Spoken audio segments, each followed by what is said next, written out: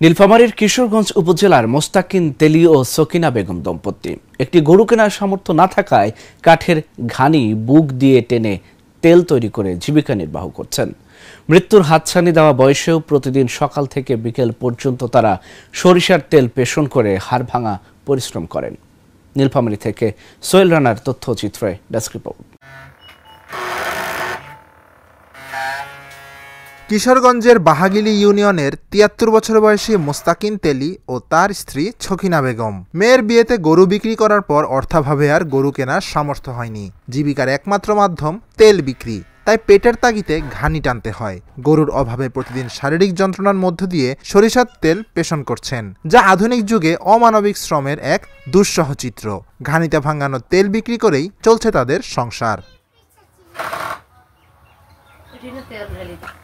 অর্থাভাবে গরু কিনতে না পারায় বুক দিয়েই কাঠের ঘানি টানতে হয় বললেন এই বৃদ্ধ। এই বয়সে আমি যে গাছটা আনিছি এটা আমার অনেক দুঃখের কাহিনী।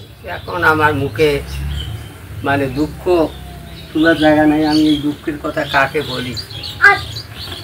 বলি। এখন আমার তো শরীর চলে না, আমরা গাছটা তো আর তুলে না বাইরে নিয়েও তো আর সমস্যা চলে না। আমি এখন জীবন ধারণটা কীভাবে বাঁচি আর কীভাবে আমি এই জীবন ধারণটা চালাবো। আমার যে একটা মেয়ে আসলো, আমি গরু একটা ব্যস্ত সেই মেয়েটাকে আমি পরধারি করছি। আর এখন থাকি আমি তখন পর্যন্ত কষ্ট আমি করছি, এখনও কষ্ট ভোগাইছি। একটু যদি সহযোগিতা কেউ করলে হ্যাঁ, আল্লাহ তার ভালো করলে হ্যাঁ, আমারও ভালো হলে। মৃত্যুর মুখে দাঁড়িয়েও এত কঠোর পরিশ্রম করা তাদের জন্য খুবই কষ্টকর বললেন মোস্তাকিনের স্ত্রী ছকিনা। সড়ক ধরি সড়ক ধরি কষ্ট করি, কোনো মতে চলি তাকে চলবার পাই না, গাছ ঠেলতে পারি না। আমি বুড়া থেকে সব করে গেছি, গাছের উপরে ঘুরতে পারি না, অত কষ্ট করি ঘুরি একবেলা পানি খেলি বাসাই আর হইলে পাই না। এই দম্পতির দুর্বিষহ জীবনযাত্রা সমাজে দরিদ্রতার করুণ চিত্র তুলে ধরেছে।